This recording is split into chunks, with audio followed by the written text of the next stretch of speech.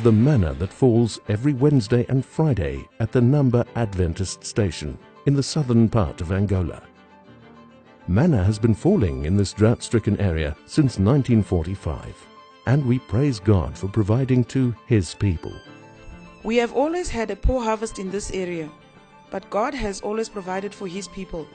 My sister can testify that they survived on manna when times were hard at the Number Adventist Mission. Until today, people are still eating it. Curiosity killed the cat, and so Sid Media's director, Noel Sibanda, visited the area in the southern part of Angola to get the first-hand information. And as they say, the proof of the pudding is in the eating. Here we are at Manna Adventist Mission Station. We came, we saw, we smelled, we touched, and now I'm tasting for the third time just to convince you that indeed this is manna from heaven. The taste, I can't describe it. It tastes of everything that I've ever eaten that is so good.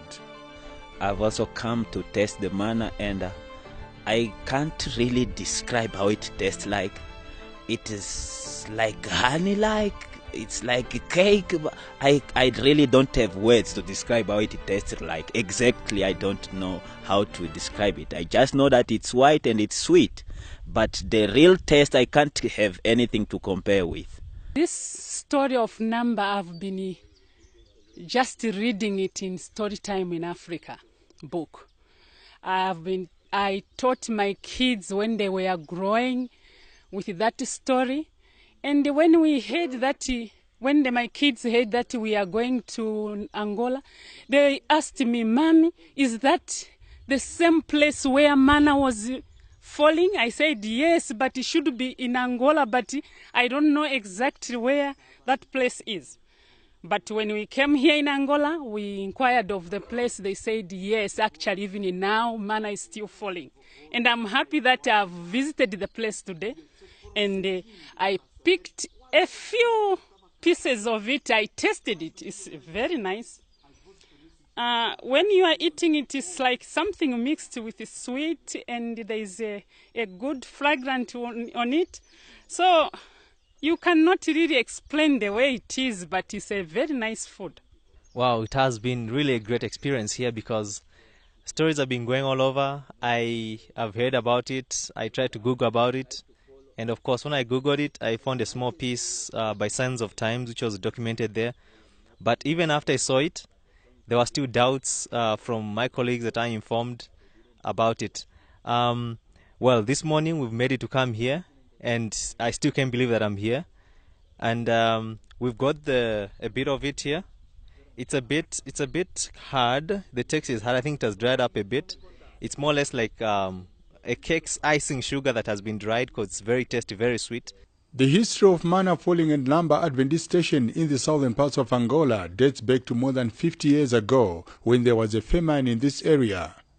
Villagers had to walk long distance to look for food, and those who harvested a little bit had to sweat it out to grind the maize meal into mealie, a very labor-intensive exercise, but the job had to be done.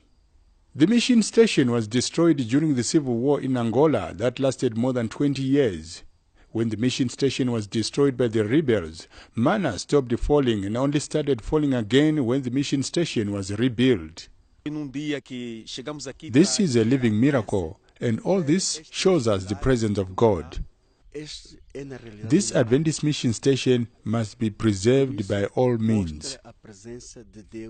On the day the mission station was dedicated to the Lord, manna fell like it has never happened before, and the community was terrified. I was born in this place. I grew up in the same place, and from my childhood I've been witnessing this miracle of manna falling. But something which really troubled me, and it was a very big miracle, it happened in 2010. That year, after the mission has been renewed, there was a big miracle happening where manna fell in such quantities which we have never seen before. It fell actually from beyond that side of the church. It fell even up to the mountain. All the ground was covered with manna. This happened in a time when the mission has been renewed, and people were marveling. They were wondering, why is it that manna never fell in such a way and it's falling in that way? People were afraid. He said we were to come out and call people to come and collect manna, but they refused. They were afraid because it was too much. The whole ground was covered with manna, so people were afraid coming out of their homes to collect it, and only little children came and collected it. When the information reached the union, Pastor Teodoro and Pastor Gilberto from Brazil and Pastor Sabino from Portugal, they came to witness the miracle because the manna was kept up to when they came, and they were shown what was really happening at this place. Manna fell as never before. Sometime in the past, there was a famine around the area and people had no food. They decided to fast and pray to God. By the late Pastor Seke was the director of the mission station. He was away and only women were around, but no food.